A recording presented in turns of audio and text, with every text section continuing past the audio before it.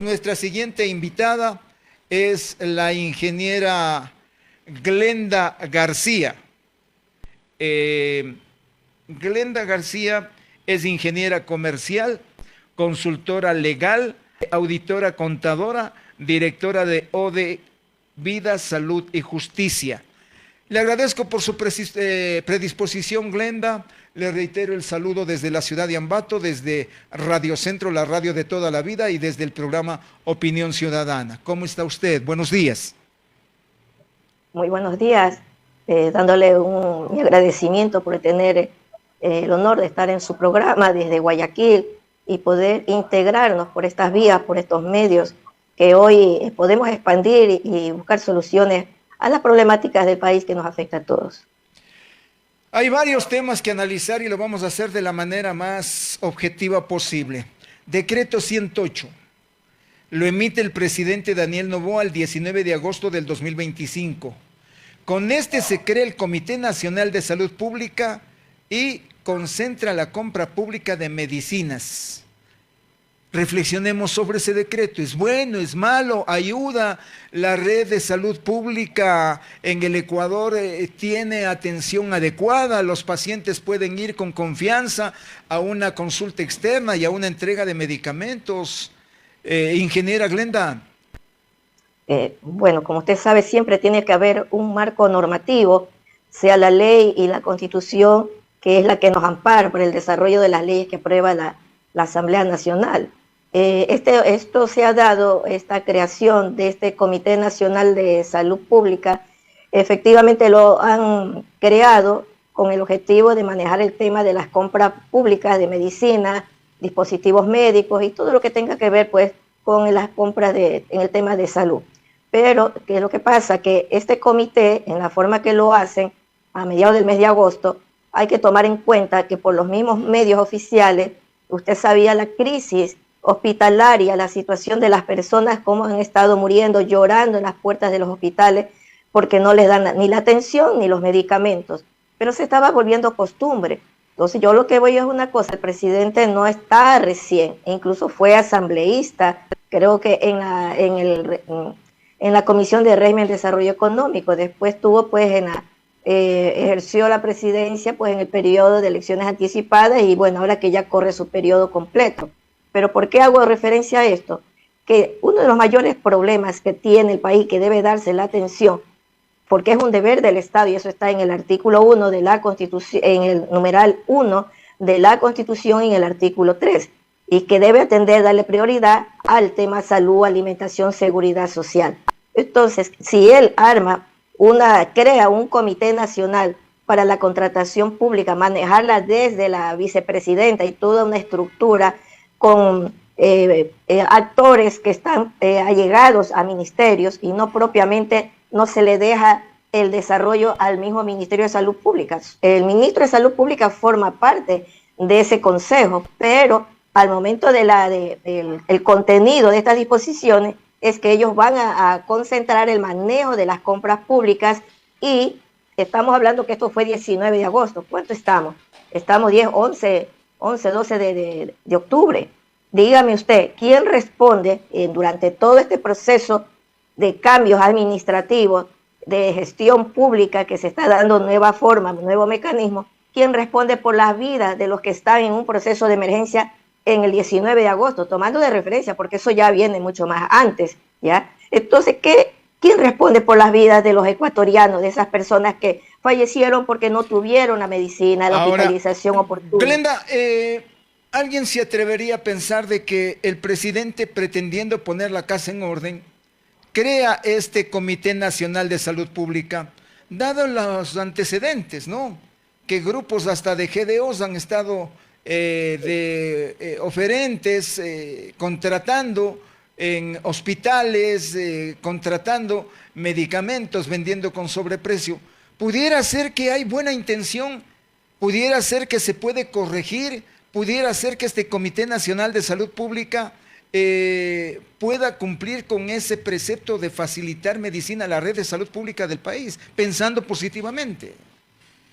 Es que eso es lo principal, o sea, aquí nadie entra a atacar por atacar, porque el presidente tiene que cumplirnos ese es su deber.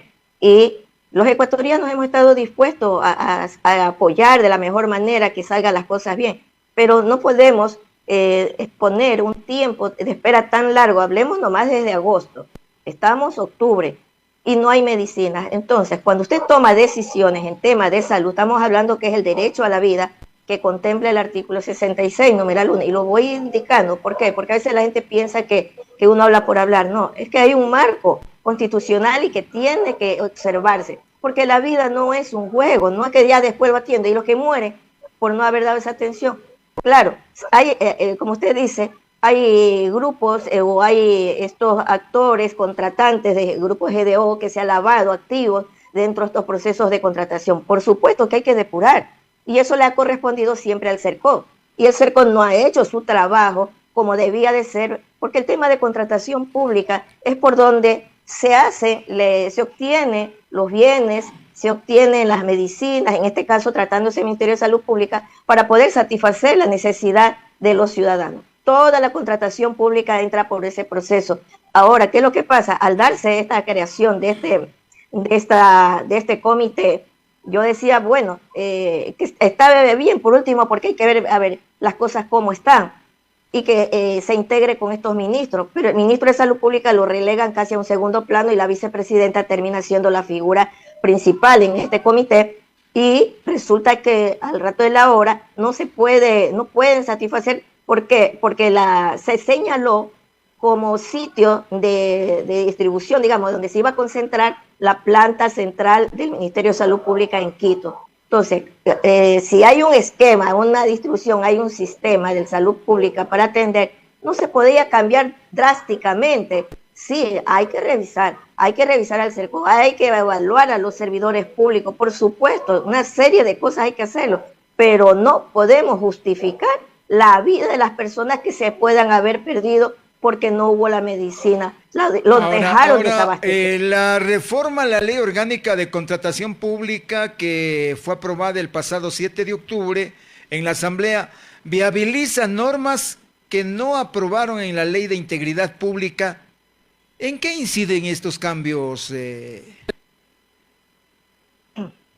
Bueno, si usted se recuerda, cuando recién entró la ley, creo que se llamaba Ley de Gestión Pública, yo la revisé, me pareció bien porque en temas de contratación pública, en mi trabajo, en mis años de experiencia que me ha tocado auditar, y me he puesto hasta en riesgo mi trabajo, ¿qué es lo que me he encontrado? Que el tema de contratación pública, cuando se han dado privatizaciones, el reglamento se convierte en la discrecionalidad, hoy día lo cambian, mañana ponen otros requisitos, y en los pliegos de las contrataciones, y cuando usted revisa la parte operativa, la parte jurídica y el procedimiento administrativo, usted se encuentra con la corrupción. Por donde usted toca sale pus, como se dice.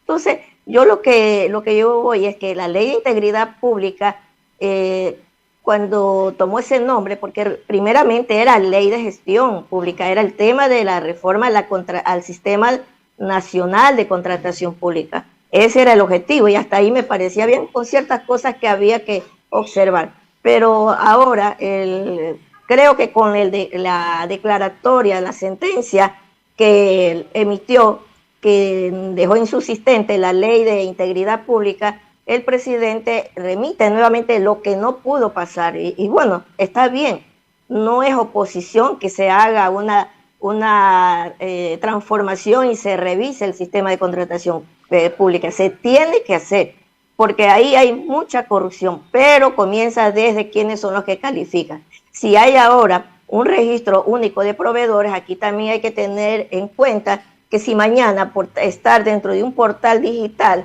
y los temas digitales o que están con inteligencia artificial, va a decir, no, es que la inteligencia artificial lo eliminó. No, o sea, aquí hay una situación que el derecho al reclamo se van a presentar y lo dejan excluido a un contratante. Recordemos que si unos en relación de dependencia tiene el derecho al trabajo, los profesionales es su forma de contratar, tener trabajo y participar a través de la contratación pública. Entonces se podría estar excluyendo a unos y no lo sabemos porque los requisitos que se vayan a plantear, de pronto vaya a haber un mecanismo de exclusión y se está haciendo una contratación directa como lo que se ha dictado por emergencia. Y fíjese, la contratación directa ahora por emergencia, que es lo que suelen hacer, ¿qué es lo que van a hacer? Una contratación rápida. Ese es el problema, que con la ley de emergencia, por emergencia, vienen los amigos, vienen los recomendados y quienes entran a participar. O sea, el asunto es que no se puede y hay que evitar que se vuelva a repetir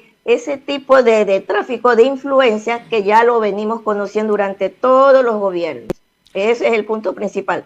La crisis hospitalaria denunciada por la Federación Médica Nacional y reclamada por la ciudadanía, por los pacientes que van, esta crisis social hospitalaria tanto de adultos como en niños, atención en emergencias, unidades de cuidados intensivos.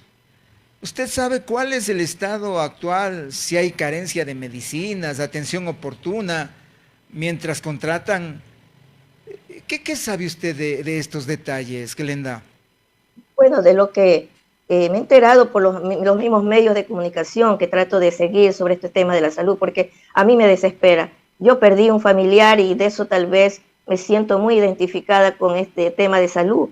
El cáncer se ha incrementado y es terrible lo que se pasa en Solca. Hay hasta cierto punto un procedimiento que termina más bien la persona perdiendo la vida y por falta de información. Entonces, con esas experiencias, pienso ahorita que la creación de este comité no está atendiendo realmente, garantizando la salud de la familia de manera oportuna, inmediata, con celeridad y con calidad, porque hasta que celebren los contratos y dicen, sutanito va, este va, están contratando a dedo y después le van a decir al gerente hospitalario que en este momento lo han desvinculado de toda forma de contratación. Ya no pueden las coordinaciones zonales tampoco, los distritos tampoco, entonces hay una reestructuración administrativa y hasta que se haga una reingeniería, las personas no pueden esperar. Fíjese lo que pasó con este tema de los neonatos, cerca de como más de 624, me parece, menores que han fallecido, pero ahí viene otra cosa. Cuando uno es madre y ha estado en estos procesos de emergencia en un hospital, ¿cuál es el problema que hay? Que no sabemos si la asepsia que se debe aplicar en los hospitales por los productos, los químicos que deben asearse, puede estar habiendo bacterias en esos mismos tubos, en esas mismas mangueras que conectan en UCI. No se diga, el que estuvo ante ahí se murió, vino ahí una bacteria ahí y nadie sabe. O sea, ahora hay una situación de negligencia en el control sanitario, de aseo. O sea, el tema de la asepsia se lo pone en un segundo plano y mire lo que estamos viendo con los neonatos. ¿Y quién se hace responsable por el incremento de la mortalidad si esperamos medicinas hasta el mes de noviembre que entreguen a los hospitales, centros de salud, como ha manifestado el Ministerio de Salud Pública? Aquí, ¿quiénes deben intervenir? ¿Quiénes deben vigilar? ¿Quiénes tienen que exigir? Porque el jefe de Estado, en este caso, ha considerado la creación de este comité. ¿Quién se hace responsable de lo que usted reiteradamente está señalando? Falta de medicina, pérdida de vidas humanas, porque no hay esa inmediata atención al derecho de salud que tenemos los ecuatorianos. Mire, uno de los problemas mayores es el desconocimiento del ciudadano común que no sabe exigir sus derechos. Está en la Constitución. Hay funciones del Estado, como es el tema de participación ciudadana, que no ha hecho su trabajo porque justamente está débil esa ley. Se dedican a otras cosas y no cumplen realmente en tener ese control a la transparencia y control social. Cuando rinden cuentas, pero están amoldados, hablan solamente de cifras macro y no se van al detalle de referirse, por ejemplo, cada hospital o versus la realidad que estamos. Por ejemplo, lo que estamos ahorita hablando. La realidad en este momento. ¿Y cuántos murieron? ¿Dónde están los datos estadísticos del INEC? ¿Dónde están los datos estadísticos de parte del Ministerio de Salud Pública que se sepa cuánto es el índice de mortalidad en estos rangos? Nadie sabe. O sea, la pérdida de vida de niños, adultos, es una cosa que como que se está normalizando, que las personas mueran, pasen, se desesperen, salgan en los medios. Y esto no se trata de que se convierta en una publicidad que llene los medios oficiales. Y simplemente pasa a la historia y esas vidas que se han perdido, el dolor de la familia, ¿quién responde? Entonces, sí hay herramientas de control ciudadano, hay una planificación participativa que están en los artículos, en todo lo que viene la función de transparencia y control social. Está justamente también el artículo 104 que habla justamente que el primer fiscalizador es el pueblo. Nosotros, si fuéramos más organizados y no en vez de andar haciendo plataforma política al que está gobernando o a la bandera política de turno, en vez de dedicarse a ver su problema, su realidad social, porque eso es lo que tenemos que ver. Esto no se trata de que estoy a favor de su tamaño, no, es la vida lo que estamos ahorita. ¿Y por qué le digo esto? Porque cuando el Ministerio de Salud Pública, luego de la pandemia y vino el plan de vacunación, se elaboraron varios contratos, lo mismo que estamos hablando, compras públicas. Ellos se saltaron los mecanismos del CERCOT y aplicaron una ley de emergencia que le obligó la OMS por la situación que se pasaba. Pero cuando usted revise esos contratos y la situación que pasó después del 2021, que hubo ese plan de vacunación, usted se va a encontrar que no hay seguimiento a aquellas personas para ver qué efectos adversos, siendo un producto nuevo que se estaba inyectando y eran como de unas 7 farmacéuticas transnacionales, son empresas grandes. Y hoy por hoy en Estados Unidos, Canadá y en diferentes puntos en Europa, también el Parlamento Europeo, ya se están elevando los reclamos y las exigencias contra estas farmacéuticas. Pero nosotros aquí, los ecuatorianos, fui parte de una acción constitucional de acceso a la información pública, justamente para exigir que nos digan a los ciudadanos sobre cuál es el contenido, porque el Ministerio de Salud Pública, si usted cuenta con una agencia de regulación, que es esta ARSA, ellos tenían que haber hecho un mecanismo de control, viendo lo que pasaba, porque incluso habían informes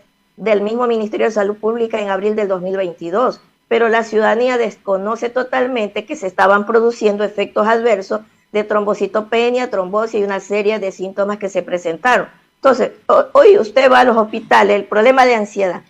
Los niños están muy hiperactivos. ¿Usted ha visto el grado de violencia que hay en los colegios? Son los efectos que tenemos y no se dice, no se analiza y no hay una respuesta realmente de estos productos vayan a estar afectando a los niños. O sea, es obligación del Estado, es obligación del Ministerio de Salud Pública cumplir con estas acciones de control. Tengo obligación de que usted aclare esto, que el haberse aplicado las vacunas contra el COVID ha generado esta serie serían patologías, porque usted me habla de ansiedad, de violencia, ¿bajo qué recurso legal, con qué argumento legal usted puede sostener esto, que es grave? Porque la mayoría de ecuatorianos fuimos inducidos a cumplir como obligación incluso el tema de la vacunación contra el COVID. Hubo una cruzada nacional que encontró en esta intervención, en esta aplicación, la posibilidad de salvar su vida. Hay gente que felicita y dice, la vacuna me salvó la vida, pero en cambio usted sostiene que hay pronunciamientos del Ministerio, o que Relaciones está consultando si hay pronunciamiento del Ministerio de Relaciones Exteriores sobre la posición de Ecuador ante la Organización Mundial de la Salud respecto al Tratado sobre Pandemias y su anexo. ¿Qué sabe la ciudadanía sobre este tema? Efectivamente, se le exige al Ministerio de Relaciones Exteriores, porque el año pasado, todos los años en el mes de mayo, se reúne la Asamblea Mundial de la Salud y Ecuador manda a sus delegados. Venimos desde el año más o menos 2022, me parece, venimos participando Ecuador, pues sobre el tema que está justamente en este tema del tratado por pandemia, o sea, prevención,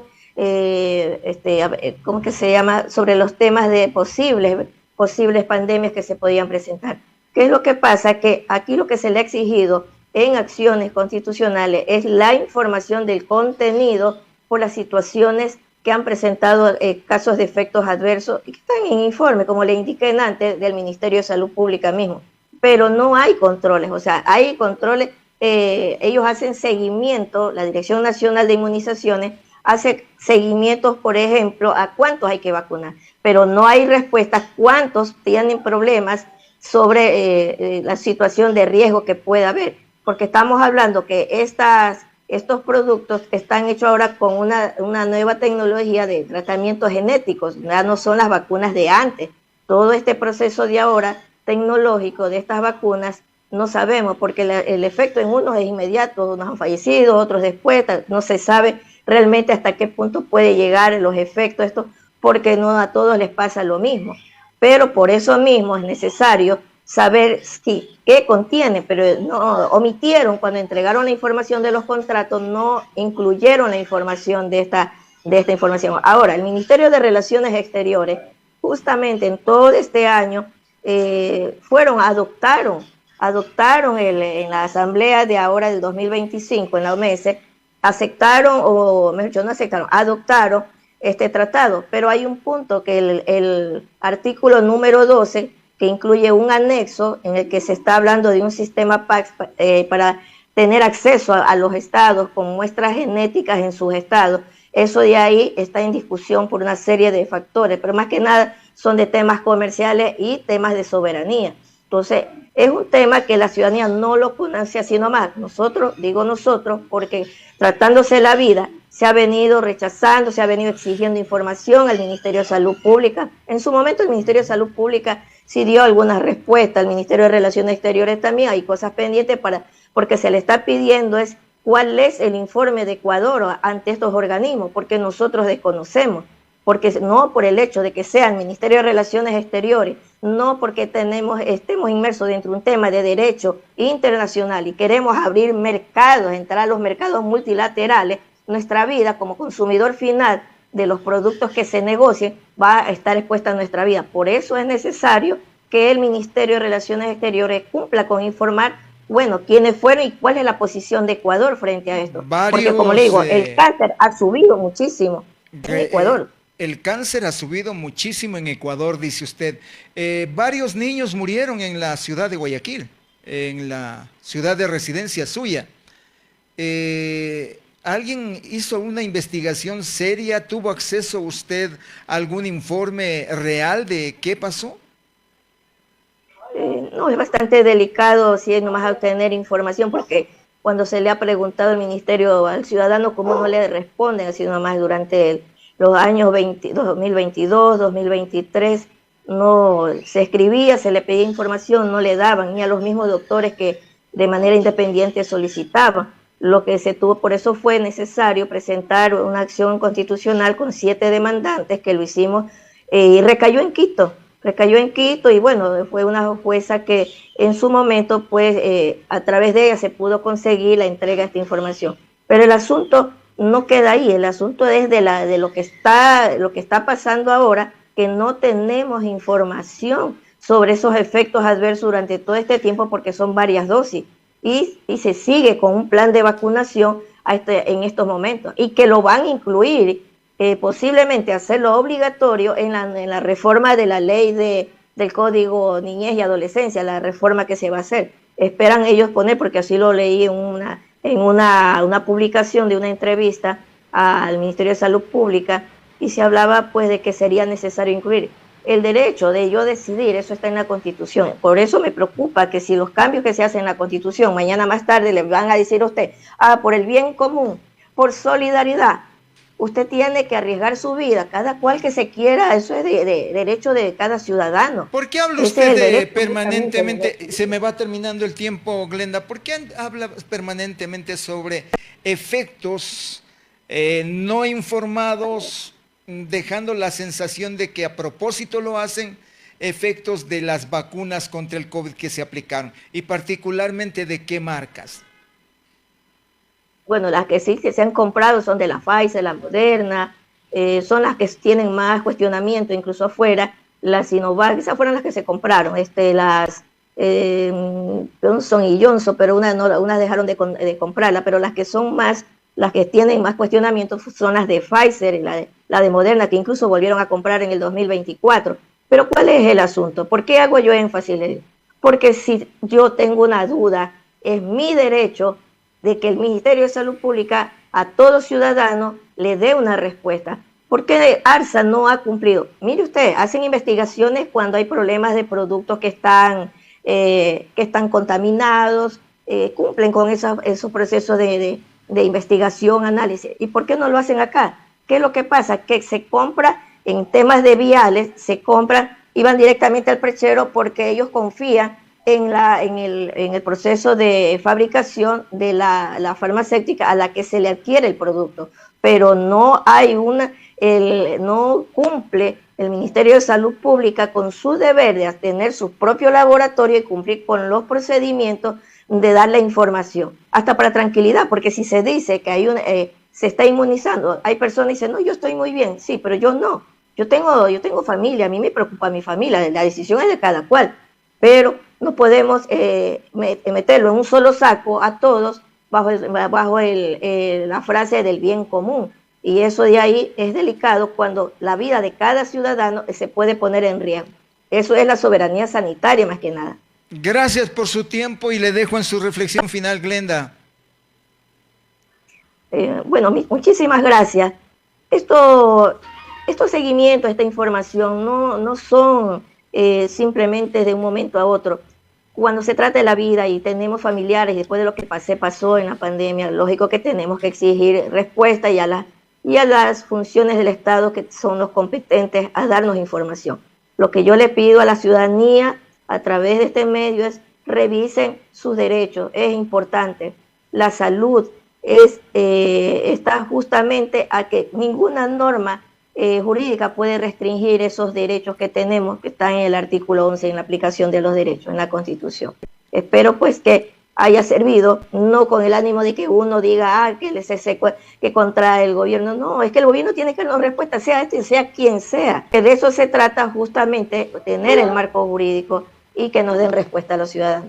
Quedo muy agradecida al licenciado por este espacio. Muchas gracias a la ingeniera Glenda García desde la ciudad de Guayaquil y su análisis sobre la crisis de salud que atraviesa el país y las dudas que para este grupo humano genera el tema de las vacunas contra el COVID.